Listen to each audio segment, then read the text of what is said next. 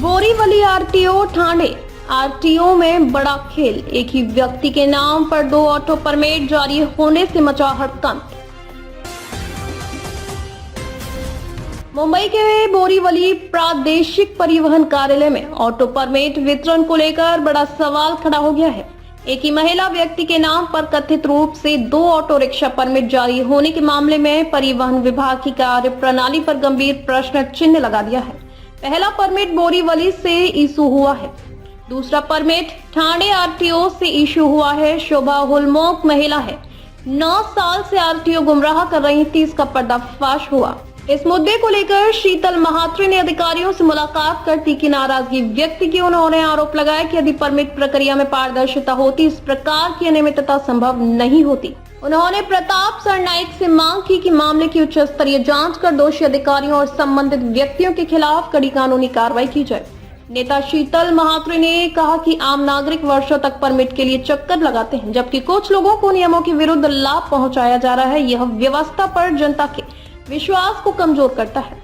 उन्होंने ये भी मांग की कि ऑटो परमिट प्रक्रिया को ऑनलाइन और पूरी तरह पारदर्शी बनाया जाए, ताकि भविष्य में किसी भी प्रकार की गड़बड़ी और भ्रष्टाचार पर रोक लग सके।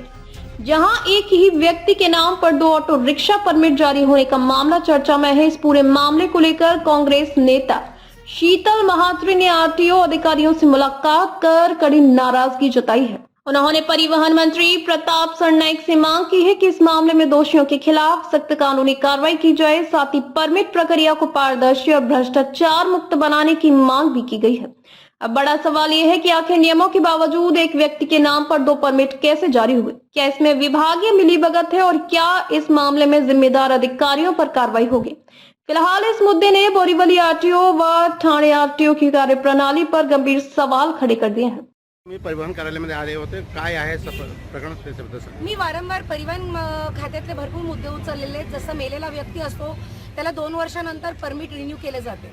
कायद्याने परमिट रिन्यू करताना तो व्यक्ती समोर लागतो आणि अशा वेळेस जो व्यक्ती 2 वर्षाआधी यूपीला त्याचा मृत्यू झालेला आहे, त्याला मुंबईमध्ये जर परमिट रिन्यू केले जाते, कुठेतरी ह्या प्रशासनावर आणि कुठे या यंत्रणेवर एक प्रश्नचिन्ह आहे.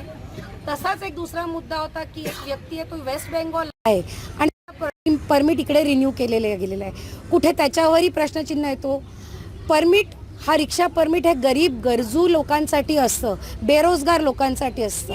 हा कायदा आहे. पण असाही एक प्रकरण आहे जिकडे एका व्यक्तीने, एका महिलेने, शोभा उल्मुख तिचं नाव आहे, तिने 2 परमिट घेतलेले आणि त्या दोन्हीवर कारवाई करायला आम्ही मागणी केलेली आणि त्यासाठी हे विविध प्रश्नांची उत्तरं आणि माहिती घेण्यासाठी मी आलेले माझ्या लोकांबरोबर. आणि तेव्हा मला कळलं की दहिसरमध्ये शोभा उल्मुख व्यक्ती आहे जिने परमिट घेतलेले आहेत.